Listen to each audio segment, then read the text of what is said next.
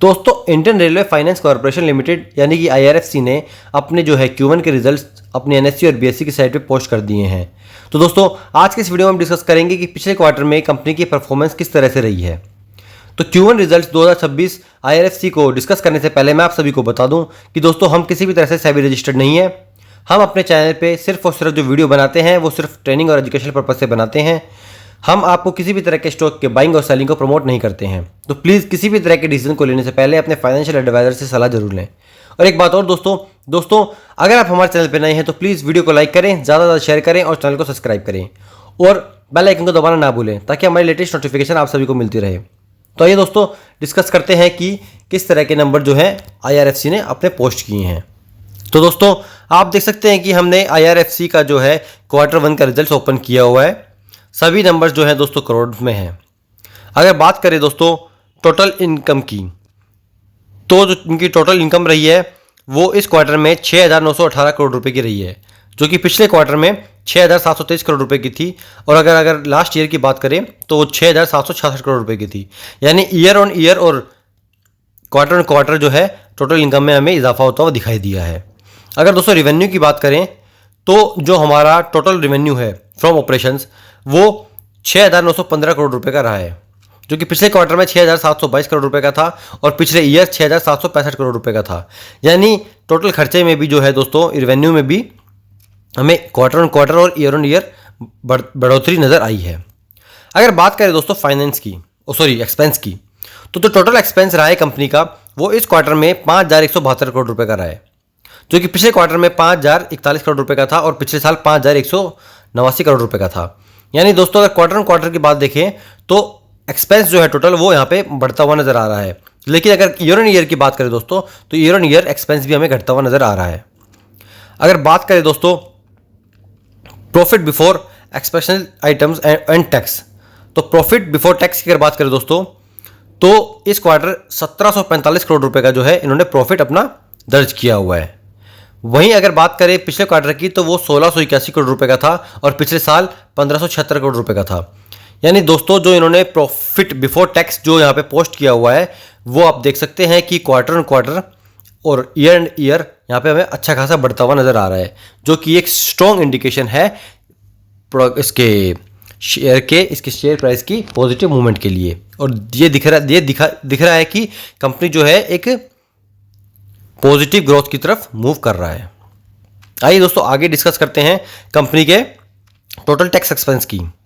तो profit for the period from counting operation 7 and 9, ये हमारा 7 नंबर था और दोस्तों ये 9 नंबर था। प्रॉफिट बिफोर टैक्स 7 नंबर था और टैक्स एक्सपेंस जो थे हमारे 9 नंबर थे। तो अगर उन सब को मिला के जो अगर हम टोटल प्रॉफिट की बात करें दोस्तों तो इनका टोटल प्रॉफिट था वो 1,745 करोड़ रुपए का था, जो कि पिछले क्वार्टर में 1,681 करोड़ रुपए का था और पिछले साल 1,576 करोड़ रुपए का था। यानी प्रॉफिट में दोस्तों क्वार्टर और ईयर हमें एक अच्छी खासी बढ़ोतरी दिखाई दे रही है। और दोस्तों अगर बात करें हम टोटल कंप्रेसिव इनकम की, तो यहाँ पे टोटल कंप्रेसिव इनकम इस क्वार्टर 1,756 करोड़ रुपए की रिकॉर्ड की गई है, जो कि पिछले क्वार्टर में 1,666 करोड़ रुपए की थी और पिछले साल 1,589 करोड़ रुपए की थी।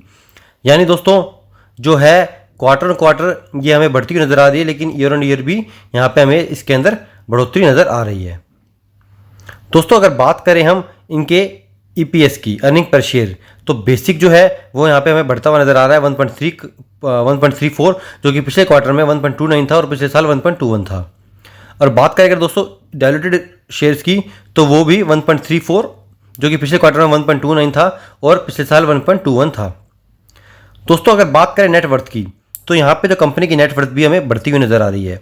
इस क्वार्टर में जो नेटवर्थ इन्होंने डिस्क्लोज की है वो 54,423 करोड़ रुपए की है, जो कि पिछले क्वार्टर में 52,667 करोड़ रुपए की थी और पिछले साल यहाँ पे 50,772 करोड़ रुपए की थी। यानी जो नेटवर्थ है दोस्तों वो क्वार्टर ऑन क्वार्टर और ईयर ईयर यहाँ पे हमें बढ़ती हुई नजर आ रही है।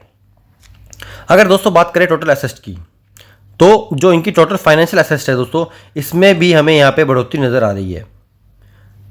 एज ऑन 30 जून 2025 इनकी जो टोटल एसेट्स है दोस्तों वो 4,69,051 करोड़ रुपए की है, जो कि पिछले साल 30 जून 2024 में 4,69,376 करोड़ रुपए की थी। यहाँ दोस्तों आप देख सकते हैं कि थोड़ी सी यहाँ पे जो है इनकी जो फाइनेंशियल एसेट है वो यहाँ पे गिरती हुई नजर आ रही है। और अगर बात करें दोस्तों एज एट 30 मार्च 2025 यानी पिछले क्वार्टर में ये जो रिकॉर्ड की गई थी वो 4,77,270 करोड़ रुपए की गई थी। यानी एसेट्स जो है दोस्तों यहाँ पे ईयर और क्वार्टर गिरती हुई नजर आ रही है। अगर बात करें दोस्तों टोटल नॉन फाइनेंशियल एसेट्स की, तो जो टोटल नॉन फाइनेंशियल एसेट्स है दोस्तों इस क्वार्टर में 11,691 करोड़ रुपए की मेंशन की गई है, जो कि पिछले क्वार्टर में 11,564 करोड़ रुपए की थी और पिछले साल 11,844 करोड़ रुपए की थी। यानी ईयर ये जो है हमें टोटल नॉन फाइनेंशियल एसेट्स गिरती हुई नजर आ रही है, लेकिन अगर क्वार्टर की बात करें तो यहाँ पे जो हमें नॉन फाइनेंशियल एसेट्स बढ़ती हुई नजर आ रही है। अगर बात करें दोस्तों टोटल ओवरऑल एसेट्स की, तो ओवरऑल एसेट्स जो है इस क्वार्टर जो है रजिस्टर की गई है, मतलब मेंशन की गई है, वो 4,80,742 करोड़ रुपए की मेंशन की है, जो कि पिछले साल 4,81,218 करोड़ रुपए की थी। और अगर पिछले क्वार्टर की बात करी जाए दोस्तों तो 4,88,834 करोड़ रुपए की थी। यानी जो टोटल एसेट्स है दोस्तों वो ईयर और क्वार्टर यहाँ पे हमें गिरती हुई नजर आ रही है। अगर दोस्तों टोटल लाइबिलिटीज़ की बात करें तो टोटल फाइनेंशियल लाइबिलिटीज़ की अगर बात करें दोस्तों तो इस क्वार्टर में जो टोटल लाइबिलिटीज़ मेंशन की गई है वो 4,26,006 करोड़ रुपए की मेंशन की हुई है, जो कि पिछले साल 4,30,273 करोड़ रुपए की थी। और पिछले क्वार्टर की बात की जाए दोस्तों तो 4,34,821 करोड़ रुपए की थी।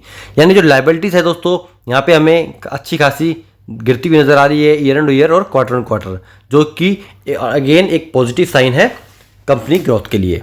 दोस्तों देखो आपका प्रॉफिट बढ़ता हुआ नजर आ रहा है, आपकी एसेट्स में भी ज़्यादा डिफरेंस नहीं आ रहा है, लेकिन लाइबिलिटीज़ आपकी कम होती जा रही है। लाइबिलिटीज़ कम होने का मतलब है दोस्तों कि आपका जो प्रॉफिट है वो बढ़ता हुआ ही दिखेगा आने वाले क्वार्टर्स में भी। अगर दोस्तों बात करें टोटल नॉन फाइनेंशियल लाइबिलिटीज़ की, तो वो भी हमें यहाँ पे जो है क्वार्टर काफ़ी गिरती हुई नजर आ रही है। पिछले क्वार्टर में जो ये था 1,345 करोड़ रुपए की थी, वो इस क्वार्टर में 312 करोड़ रुपए की रह गई है। अगर बात करें दोस्तों टोटल ओवरऑल लाइबिलिटीज़ की, तो टोटल लाइबिलिटीज़ एंड इक्विटी की अगर बात करें दोस्तों तो इस क्वार्टर में 4,80,742 करोड़ रुपए की है, जो कि पिछले क्वार्टर में 4,88,824 करोड़ रुपए की थी और पिछले साल 4,81,218 करोड़ रुपए की थी। यानी ईयर और क्वार्टर जो टोटल लाइबिलिटीज़ हमारी यहाँ पे गिरती हुई नजर आ रही है, यानी कंपनी एक पॉजिटिव ग्रोथ की तरफ हमें दिखाई दे रही है। तो आई होप दोस्तों आप सभी को ये वीडियो इन्फॉर्मेटिव लगी होगी, आप सभी को जो ये इनका जो नंबर्स जो इन्होंने पोस्ट किए हैं वो काफ़ी अट्रैक्टिव लगे होंगे। तो प्लीज़ कमेंट करके बताएं और वीडियो को लाइक करें, ज़्यादा से ज़्यादा शेयर करें। Thank you.